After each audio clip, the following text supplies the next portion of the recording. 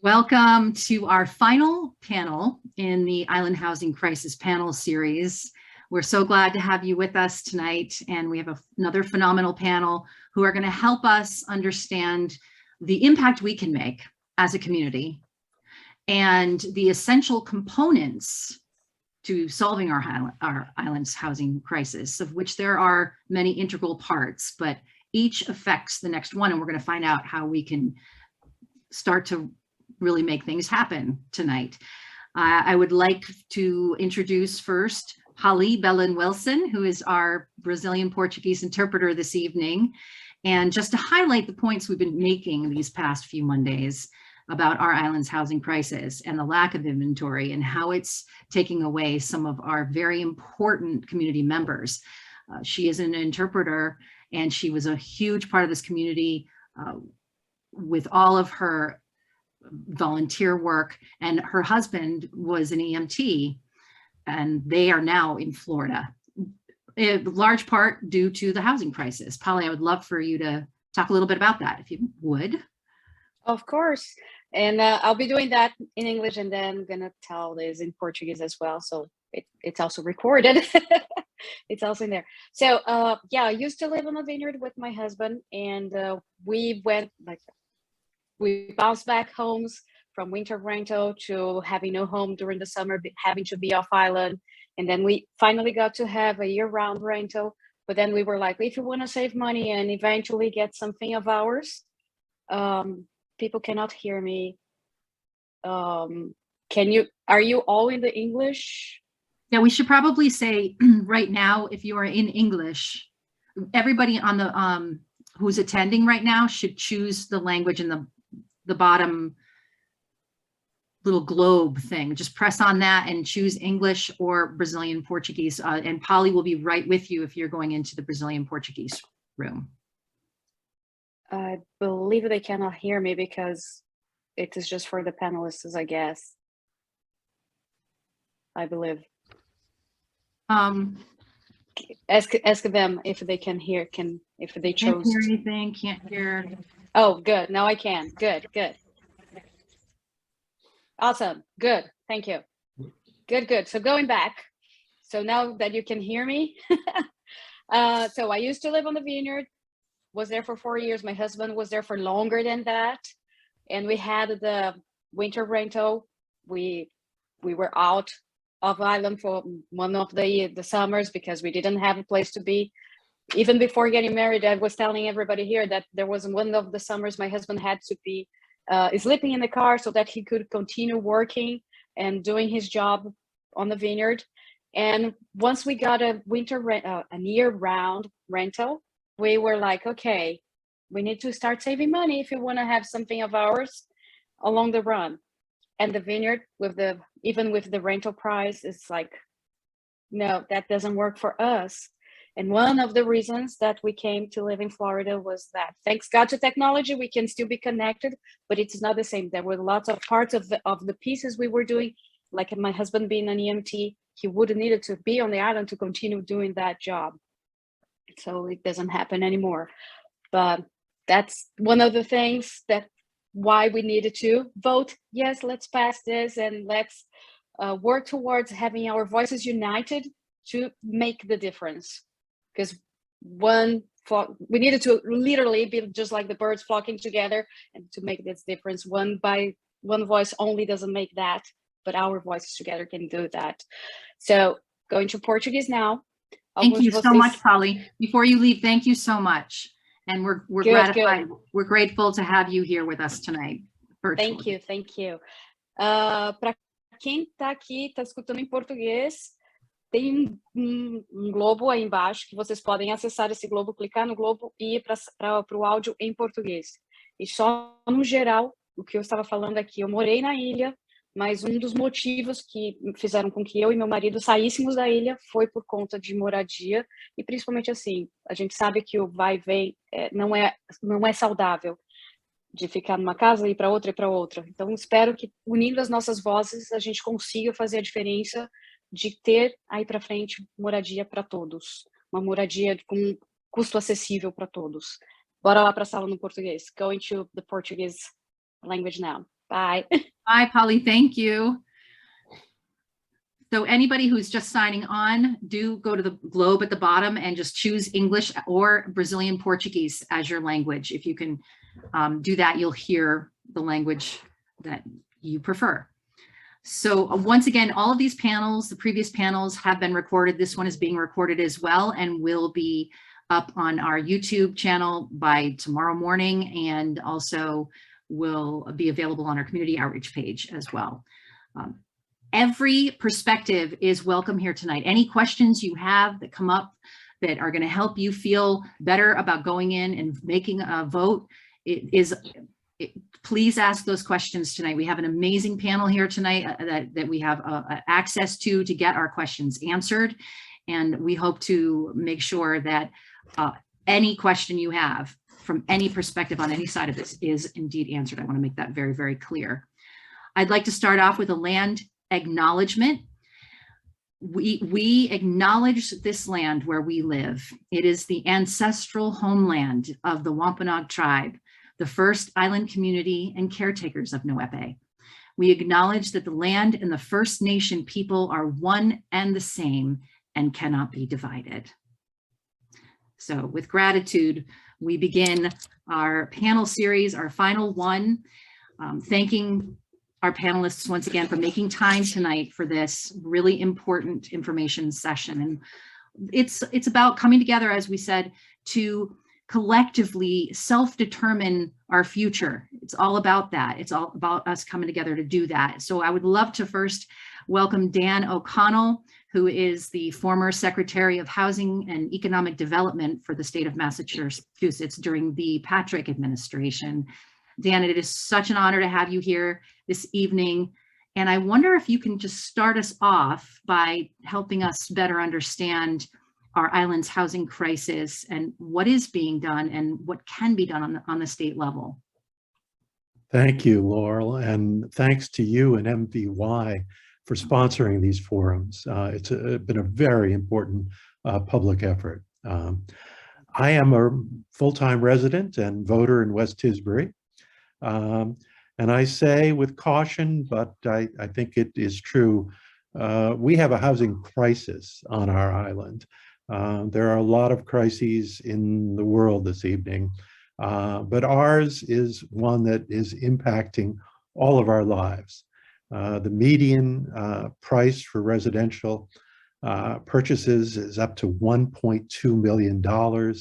700 people are on waiting lists for housing. That includes 200 children in those families that are waiting. We have an aging population with increased needs for healthcare, and yet we have 100 open positions at our hospital. We have an aging workforce, but we have no place for younger people to live and work on our island. The past two governors, I worked for Governor Deval Patrick, he was followed by Charlie Baker, have both been strongly supportive of housing. But the existing state and federal programs just cannot deal with all of the issues that we see on our island. Martha's Vineyard and Nantucket are unique. And the crisis on these islands is different than in other parts of the Commonwealth. Although the Cape is seeing some of the same issues in parts of Western Massachusetts. But the existing programs are constrained by income limitation language that's part of the statutes.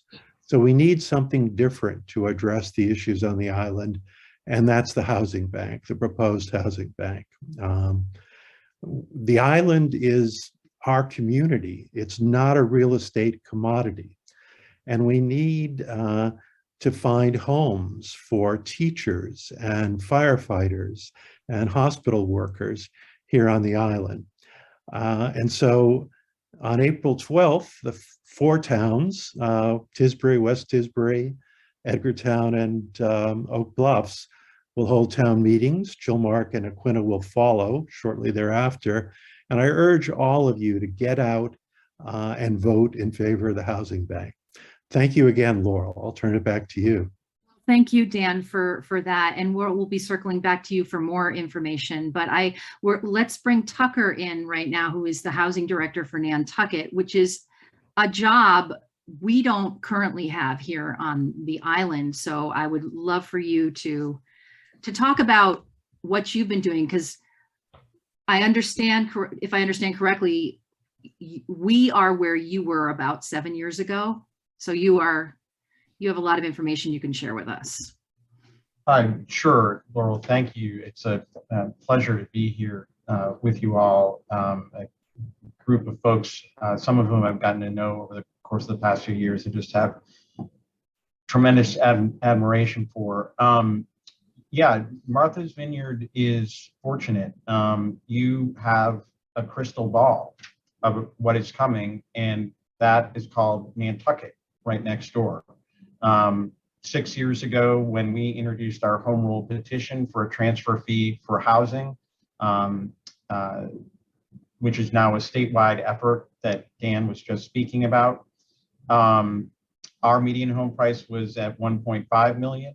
It is presently at 2.78 million, an 85% increase over the course of the last 6 years, with no sign of slowing down. Unfortunately, this is what is coming to Martha's Vineyard. We here see it absolutely critical to have this tool on Nantucket if we are going to preserve a year-round community that includes folks like Polly and her husband, who we see as vital to a vibrant and engaged and meaningful year-round community. We have been spending a lot of time over the course of the last 4 or 5 years, I'd say, developing community and political will to tackle the issues. We have received over $40 million of support from annual town meeting toward housing efforts. We have another 27 million on our warrant coming up here. We have dedicated roughly $10 million from our CPA funds in recent years toward housing. We've dedicated a portion of our short-term rental fee toward housing, but all of that is not enough in a place where the problem is a several $100 million problem. So there is tremendous effort going into getting this transfer fee passed. It is encouraging that so many other communities are part of the effort now, including Boston. I think it would be absolutely terrific to have Martha's Vineyard endorsement of this measure come these town meetings, and we look forward to working with you on this. Thank you so much, Tucker. Philippe, who is the founder and executive director of the Island Housing Trust, let's have you enter this conversation on the heels of what we just heard from Tucker, and get some more information from you about lost units and preservation and things like that. Well, thanks, Laurel. We are so fortunate to have you and MVY as our local voice and really a resource, in terms of how you've organized and promoted forums just like this one. So thanks. Thanks, Philippe. Yeah. As we've come to realize, and you've heard, the lack of year-round housing is really costing island businesses and our community, both in terms of attracting and retaining employees, as well as sustaining essential services that are vital to our community. We simply don't have enough year-round housing for our workforce. Just in the past decade, we've lost over 600 year-round homes that have been sold either to seasonal or investment property owners. So working as the leading nonprofit housing developer on the island, Island Housing Trust has created 132 rental and home ownership opportunities island-wide, and has a goal of creating an additional 150 homes by the end of 2025. And we're working, of course, in partnership with island towns and businesses and other nonprofits to do that. Our focus has been rental housing, but we're also creating ownership opportunities by repurposing existing and building new. Over the past 5 years, we've developed new and innovative financing tools. We've repurposed existing buildings, created new pocket neighborhoods, and have formed smart partnerships with island towns and businesses to build the capacity that's really necessary to help double what we're doing in terms of production of permanently affordable homes. But in addition to all these projects that we're undertaking, with a combination of private and public funding and financing that's available, we're also trying to explore other housing solutions that would fit in better with our existing neighborhoods and towns. We are unique in that sense. And we need to find a solution that fits our community. So working with the Cape and Island-based nonprofits, we're trying to promote the creation of accessory dwelling units, or what I like to call backyard cottages, that can serve as an important source of year-round rentals and income for property owners and employers. We're currently piloting this program with one of our homeowners in Tisbury, who's going to be creating an ADU from their walkout basement. Another program that we're exploring— What's an ADU? Just for people who might not know what an ADU is. It's an accessory dwelling unit. Okay, thank you. Another program that we're launching, or actually just exploring at this point, that's been successfully utilized by several Colorado resort communities, including Vail, offers home buyers up to 20% of the purchase price of a market rate house, both in the form of a second loan, about 5% of that, and then a one-time grant, 15% of the purchase price, in exchange for a year-round restriction. So for instance, the program could pre-qualify an island family for $40,000 in second loans and $120,000 grant for a total of $160,000 towards the purchase price of an $800,000 house. We're also engaging older property owners on the island who want to continue to live here but need to take equity out of their property, property that's probably more than they need. A great example of this is a property that we purchased in Vineyard Haven a couple years ago, where the owner kept his guest house on land that we leased back to him, and then we repurposed his main house into a duplex that we sold to 2 island families. And then finally, all of our coastal watersheds and ponds have become polluted from elevated levels of nitrogen from residential septic systems. And this is really part and parcel of the housing challenge and what we need to find as a solution. Luckily, there are locally engineered and installed technologies that can reduce nitrogen by as much as 90%. And we've begun using these local technologies on our projects and are proposing to work with a local nonprofit and a town board of health to retrofit existing septic systems within the same watershed as a project that we're working on, a larger neighborhood of rentals, in order to generate nitrogen credits for that project. So creating and scaling up local housing solutions like these will require flexible sources of local funding that the Housing Bank will be able to provide us. But these type of local solutions won't be funded from typical sources, state state sources of funding that we typically rely on. So it's really up to us if we want to find the solutions that fit our community, that we have to invest in those solutions ourselves.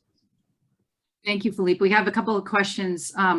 Jonathan is wondering about the 700 people on a waiting list. How many housing units does that represent as needed? 700? You know, I mean, 700 is, of course, island-wide, we have different organizations that are serving households, but typically it's probably about 1.5 people per household on average, you know, depending on whether it's a smaller 1-bedroom or 2 or 3-bedroom. So does that 700 people represent? Probably about 500. So that 700 number is that 700 units, or is that 700 people waiting?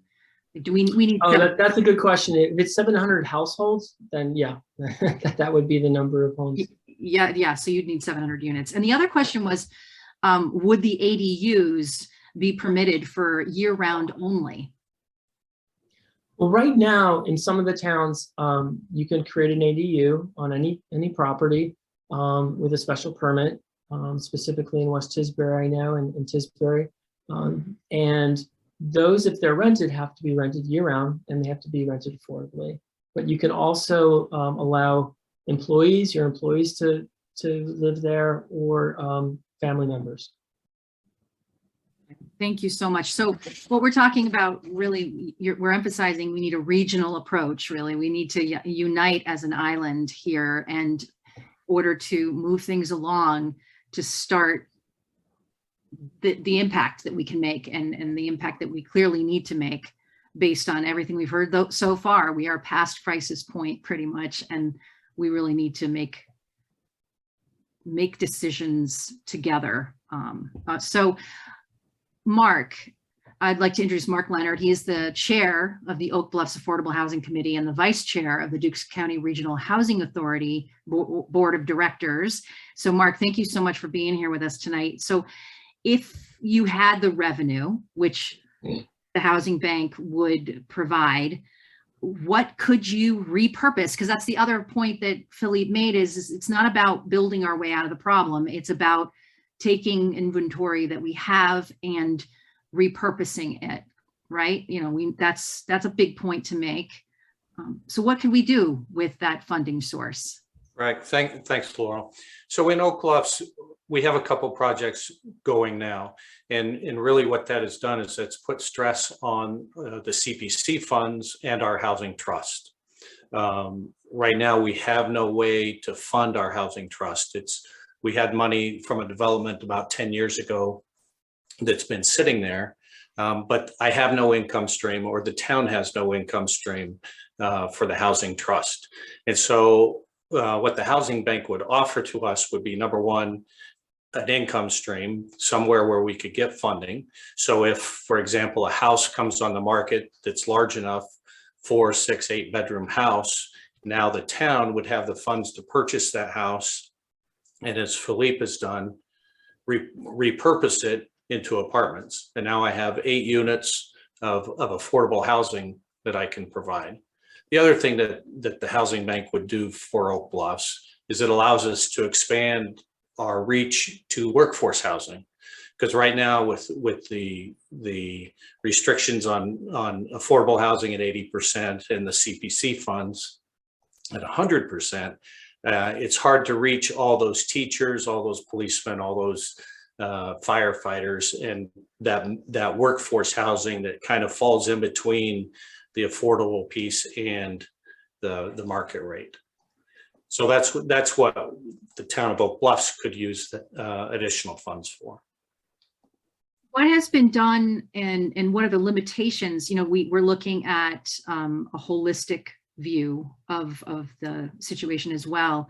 And maybe you could give us a, for instance, on how much, like a percentage of the funding that has to go toward developed properties, and as opposed to like how the money will spread around. Does that make sense?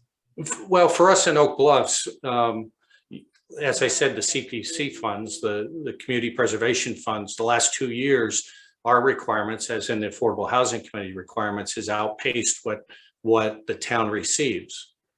And so we're really restricted in what we can provide. And then from the Housing Authority side, the Housing Authority also relies a lot on the CPCs and the town's funding for their day-to-day operations and for their rental subsistence. And so the housing bank allows that to open up and to provide more support for more people to stay on the island. I have a question from the attendees. Brooke wants to know, is it possible to concentrate new housing near our downtown areas to minimize environmental impact and minimize driving mileage? Well, one thing that we're doing in Oak Bluffs is the old library, the Noyes building. We had a pharmacy there, moved out 2 years ago. The town tried to find another business to go in there. Then the decision was made to convert that into 2 more affordable housing units.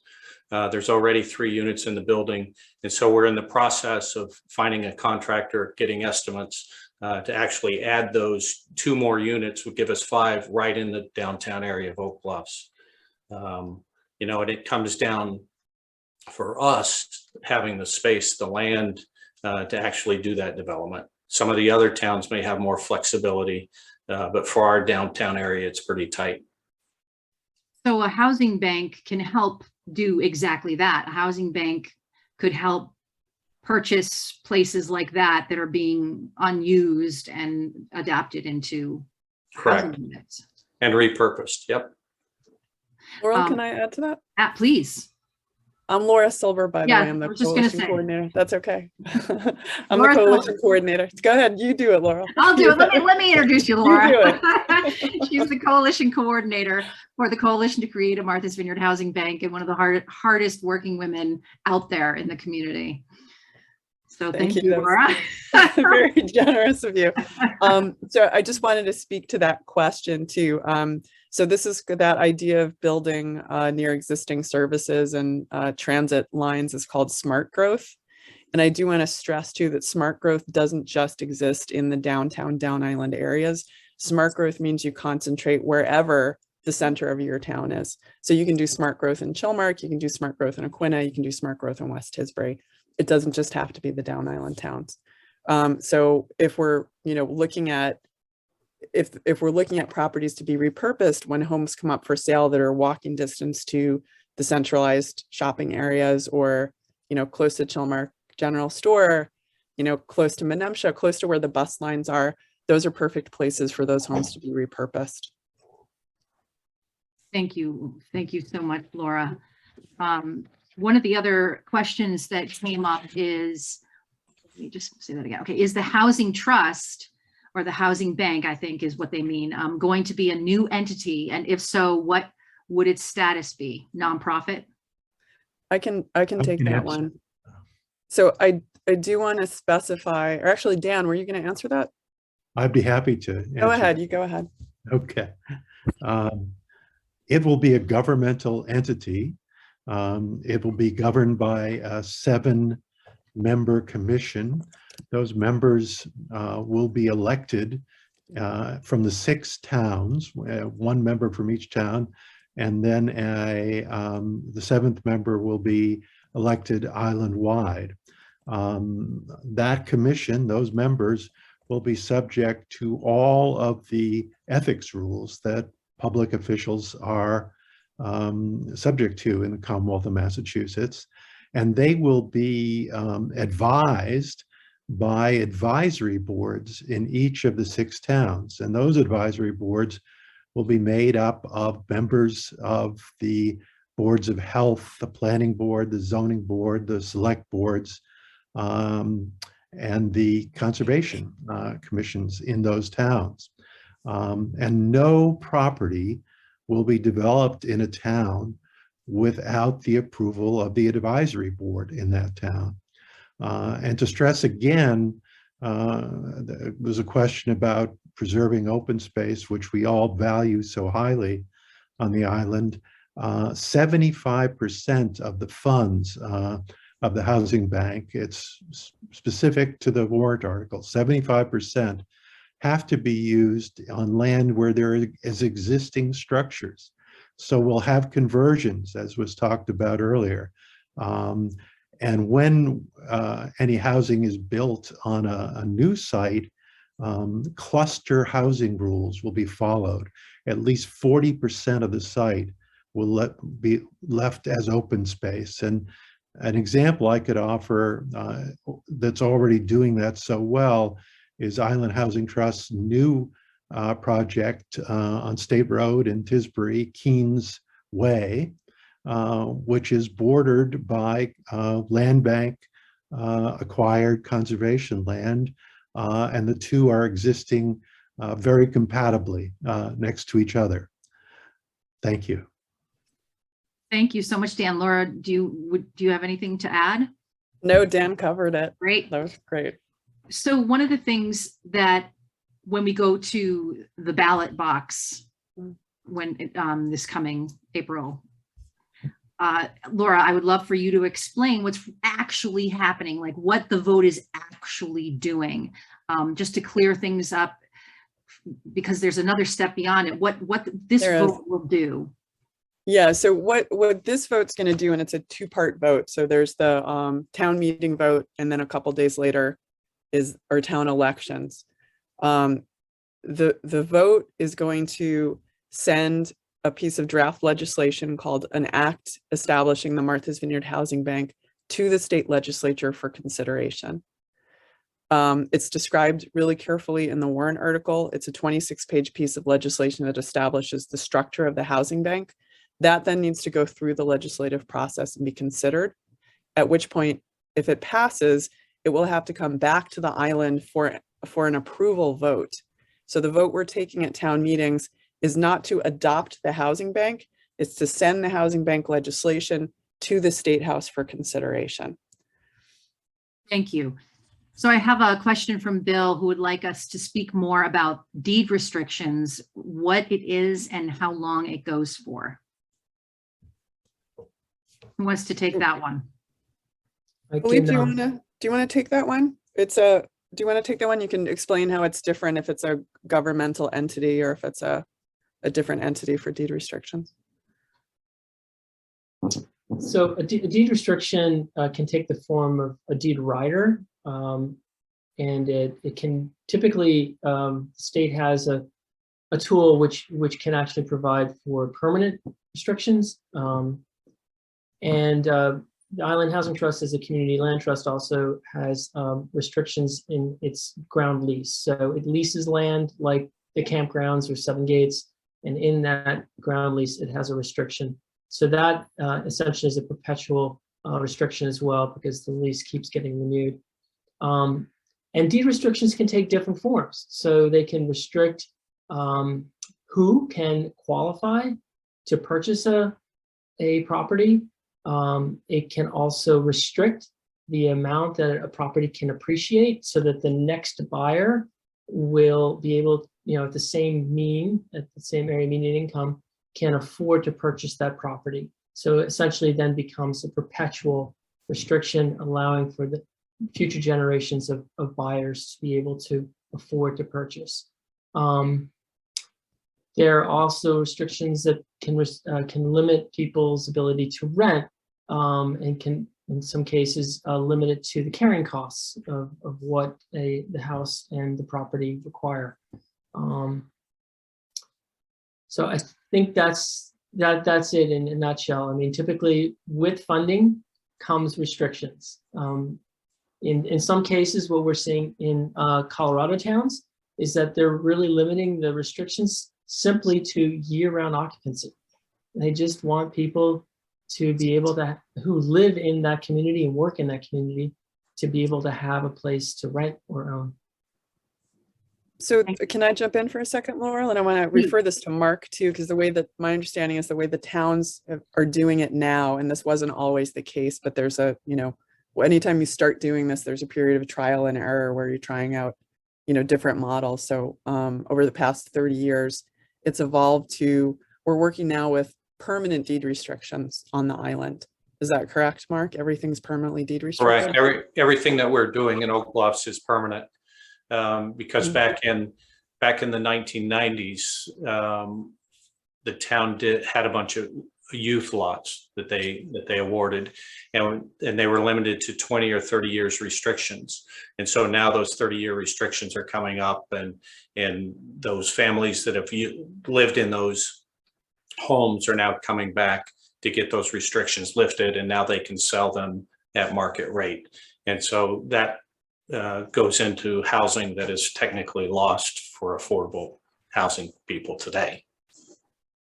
Right. So because the housing bank would be a governmental entity, as Dan described, only governmental entities are able to set up these permanent deed restrictions.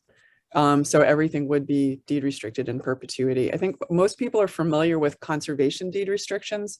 Here, if you sell an agricultural restriction on your land, like I live next to a farm and they have an agricultural restriction.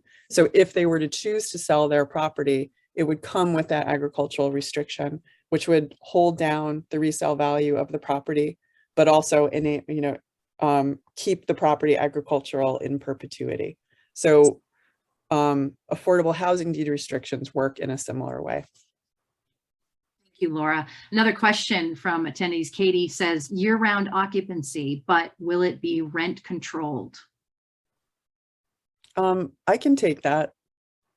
So, and Tucker can probably speak to this too, because it's working similarly on Nantucket. So there's a couple different kinds of deed restrictions, Katie. If it's a rental, I'm assuming you're talking about rental properties. So if it's a rental, then you're going to have to income qualify for that rental. That's the way the inventory works here right now on the Vineyard and Tucker. I think all the inventory works the same way on Nantucket. Is that correct? Well, generally, yes. I'd say Generally income qualified. Okay. If it has a deed restriction with an income level associated with it, yes. Yeah. So Katie, I think that's if the question is, so if the rents are, if the dwellings are restricted to an income level,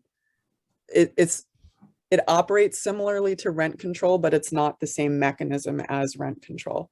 A qualified individual would apply, and if they meet the qualifications, they would be paying the rent that's approved for that income level. But the parcel itself wouldn't come with like it's not classic rent control in the way that people think of rent control. So does that make sense? Laura, Tucker, you want to elaborate on that? So we have several different projects here that maybe I can use for illustration. One is a project by a private developer. 25% of the units within that 225 unit project are restricted at that 80% level or less. So that would be somewhat akin to the rent control term. The remainder of those units are not income restricted, but they are year-round restricted without an income level associated with that. Thank you. Right, so the fact that they're year-round, automatically holds down the rent on the property or the resale value on that home. Julie? Yes, furthermore, if somebody qualifies for a rental unit, and during the period of time that they're living in that unit, their salary or their overall income in the household goes up, basically there'd be an adjustment to the rental charged for them. They would not have to leave that property. They would just have a higher rent assigned. Thank you, Julie. Jonathan wants a little more clarification. So he says, for those 700 needed units, if we built them at a modest 1,200 square feet at a modest $300 per square feet, we'd need $252 million, either for building or buying or repurposing. What am I not understanding? I think you're understanding it pretty well, Jonathan. I mean, that's like Tucker said, this is a couple $100 million problem. You know, several hundred million. Several hundred. I mean, Dan can speak to this. $12 million sounds like a lot of money. When you're looking at the size of a problem, it's, you know, it's a piece of the puzzle. It's not the whole puzzle, but you know. Yeah, so maybe we should do that, Laura, clarify that the housing bank is one piece. It's like a step of many, but going back to what we're talking about, this being a funding mechanism for for organizations like Island Housing Trust. let's elaborate on that being, like, as you say, we can kind of go into maybe now how this is, there are other things that need to come along with this, but this is a very large piece of the puzzle.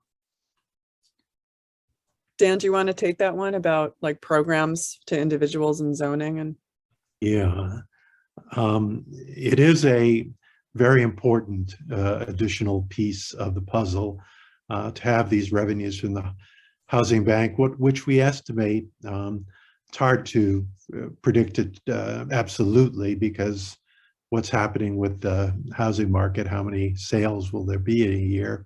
But we think that we're talking in the range of $12 million in revenue annually. That will go further on repurposing than it would on new construction. And so, as I said earlier, 75% of the funding will go to repurposing of existing buildings, environmentally sound, and more and able to be completed more quickly, because all new projects will be subject to all of the local zoning requirements of each town. So this is a piece of the puzzle, but let us begin. It's time. We've heard from Tucker what's happened on Nantucket.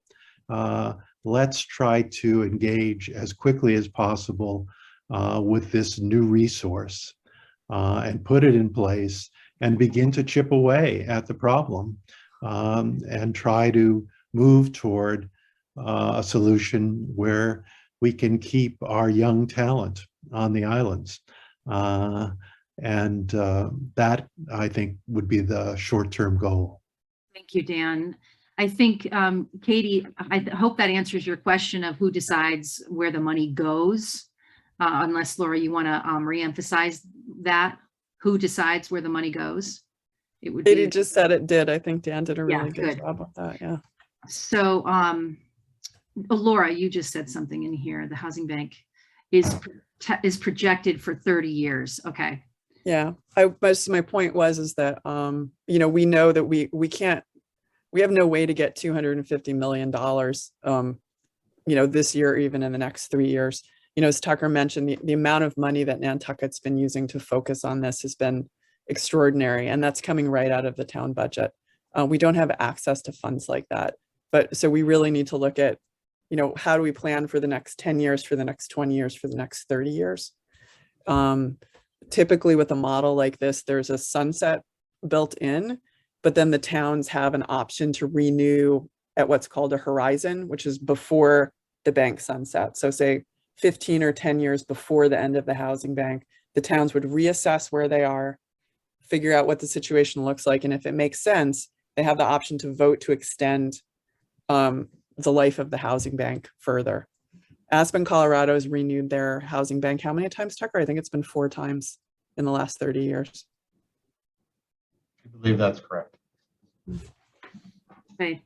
So again, let's go back to the fact that we're seeing that this housing bank vote coming up is, if it doesn't pass, we go in one direction, and if it does pass, there are a lot of other opportunities that could be taken advantage of. For instance, we don't have a job like Tucker Holland on Martha's Vineyard. Can we talk a little bit about that? Like how important having a person on Martha's Vineyard and how that would happen in relation to if the housing, does the housing bank passing open up that door to having someone like Tucker on the island? Or yeah, I think so. Tucker, I think the best place to start might be talking a little bit about what happened when you were hired, like what the shift that happened on Nantucket when your department was created, because Nantucket's been through this. At some point, they could no longer function with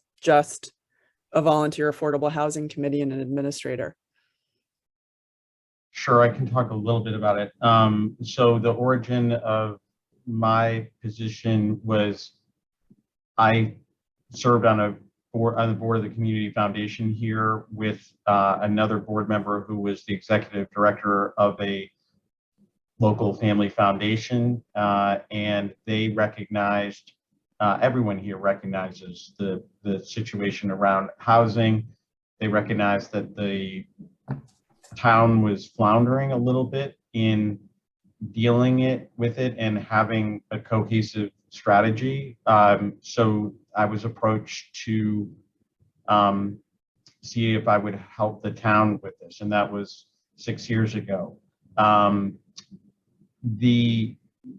You all, one of the great benefits of my job is I have gotten to know Philippe a little bit over the course of a few years, and you have something we don't have, which is Philippe and the Island Housing Trust, and it's something that we can't replicate Philippe, but we are planning on starting a community land trust in the model of the Island Housing Trust here, and Philippe has actually been very helpful to us in that effort. So in a way, you have a head start on how you would spend the money, a great head start. And to Dan's point, the sooner that we can, that's the royal we as far as both islands go, as soon as we can get this money flowing, not only can we address the problem, which is critical, it also will cost us significantly less than it would if we delay any further in trying to address the problem. If we talk about a several $100 million problem today, it is going to be a several $billion problem not that far down the road, if significant steps aren't taken here. So I don't know if that addresses what you were getting at, Laura. Yeah, I think so. I think that drawing attention to some obvious things that are floating around out there, and maybe we can clear up some misunderstandings about the phrase that has been thrown around a lot, that I've heard a lot, is that for IHT, the housing bank is a money grab, quote unquote. But the reality is, as we're finding out here tonight, that it is a funding source, certainly, but it's an important organization that is doing a lot of work, and as you were just talking about, Tucker, it's incredibly important to have an organization that can actually help find the proper places to funnel that money through. Is that a good understanding? For sure. I would just briefly add, what the work that Mark's group does is very important work, and it can address a certain sector of what you're trying to do. The work that Philippe's organization does, can address an additional sector of what you were trying to do. And so it's just, you have the infrastructure, in a sense, to accomplish what you need to, but it's this funding source. That's what we're at the same point. We need this funding source in order to be able to do it efficiently. Laurel, yeah, great. Yeah, so to come back to that question about, who's Tucker on Martha's Vineyard. So the situation that we have right now is we've got 6 fantastic volunteer affordable housing committees in all 6 of our towns that have done an amazing job with the resources that they have. And Oak Bluffs has certainly been vigorously addressing the situation in Oak Bluffs over the last couple of years. What we don't have are professional planners in the towns who can, like Tucker, look ahead, do governmental liaison work. Tucker's been incredibly instrumental at state level, working with legislators, shaping the way that this bill looks, identifying the revenue stream, working towards the state coalition to bring this money into the Cape and Islands and across the state. And we don't have an equivalent person in the towns who's available to do that. So what the housing bank could do is similar to the way that the land bank has a director, the housing bank would need to have a director who can administer all the programs. The commission would make the decisions along with the town advisory boards about how that money is spent, but there needs to be a person who's actually, implementing and running the programs. So our alternatives are really, do we house this in a centralized location so all the towns can share that expertise, that planning ability, and those resources? Or are we thinking about a future where all 6 of our towns need to hire 6 affordable housing directors and staff 6 affordable housing departments in each of the towns? Because the problem is it really is that big. And as Tucker said, we're looking at, hundreds of millions of dollars, potentially more, the longer we let this go on. So that's another a bunch of information that supports the idea of us acting regionally and really coming together over this common issue. It's affecting the entire island, not just one town. And everybody on the island needs the hospital, needs the high school, needs the, all of our infrastructure, all of our people here. So this housing crisis is a common problem. And so we need to act regionally and together and unite over this. So that's really a big, I don't want to call it obstacle or hurdle, but that's an obstacle toward solving this problem. Is that fair to say? I would say that, and Dan, you can talk about this. Some of this has to do with political will at the state level too, because this isn't just about Martha's Vineyard and Nantucket self-determining what we want to do. We need to get permission from the state in order to do this. And Dan, do you want to talk a little bit about how the state views regional agreements very amenably? Sure, I'd be happy to.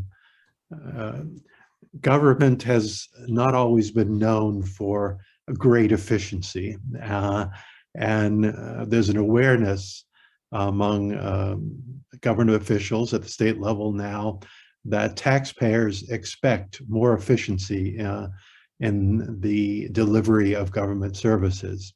There's a real push toward regionalization. And Martha's Vineyard is seen as one island at the state legislative level.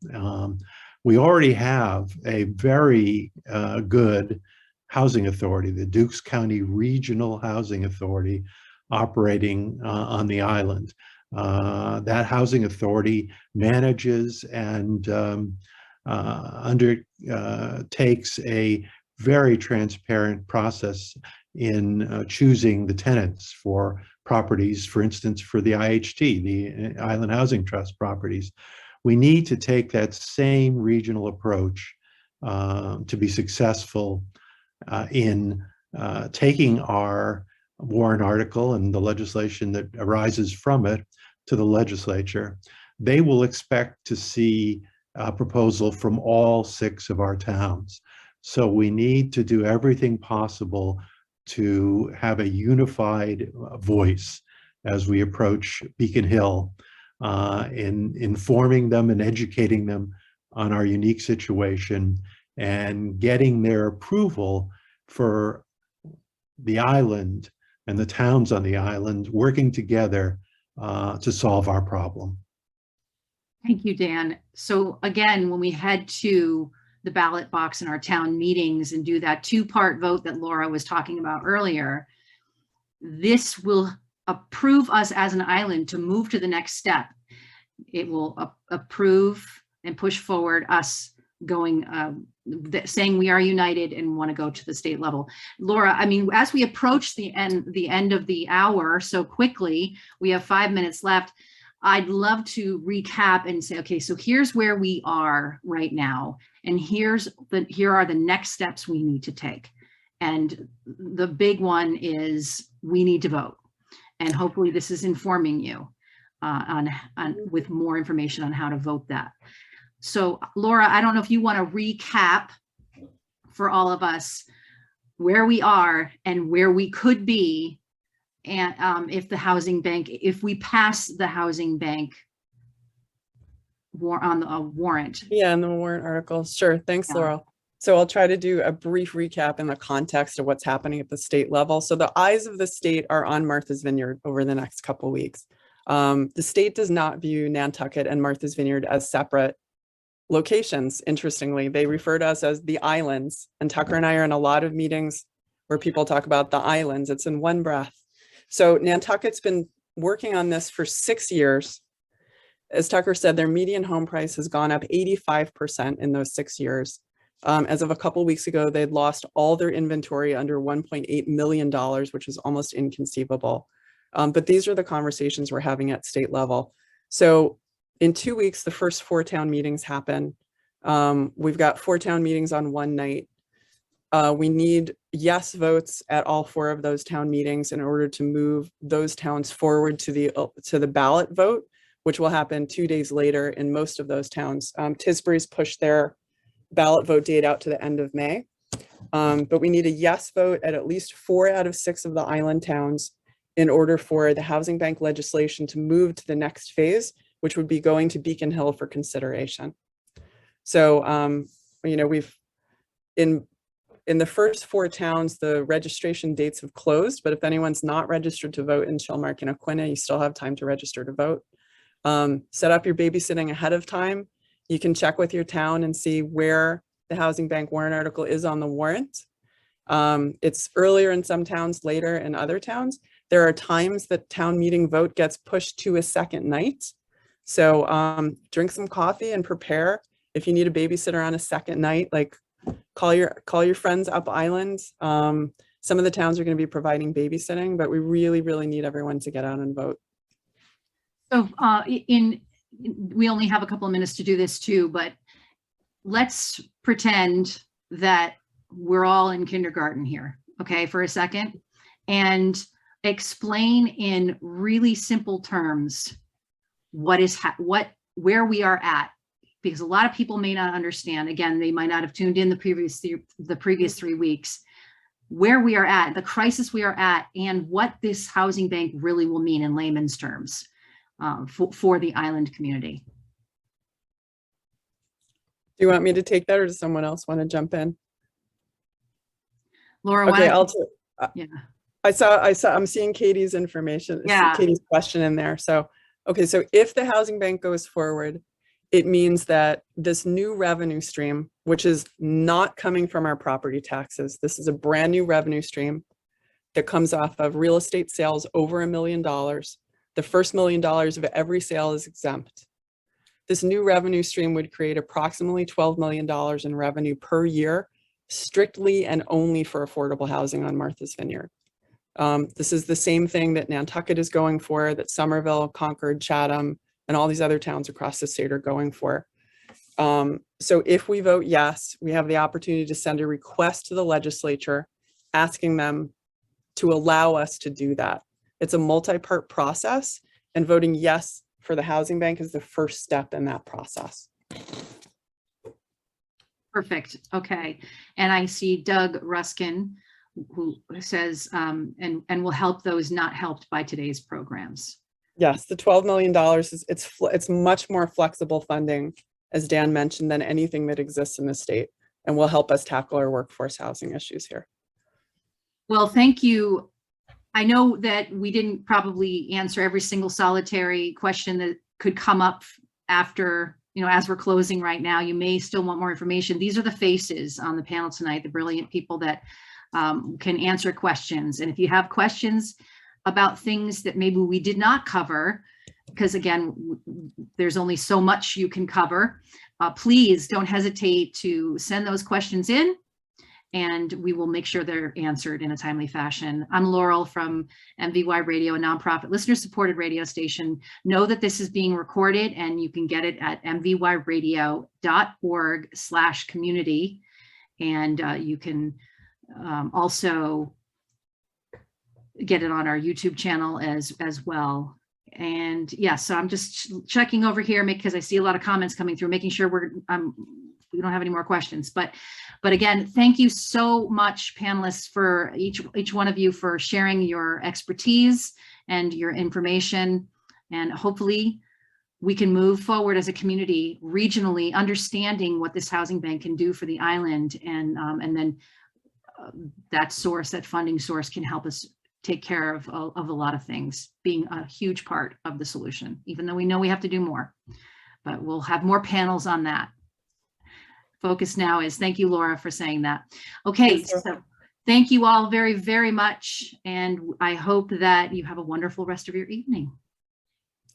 Thank you. Thanks, Laura. Good night. Good Thank you. Good night.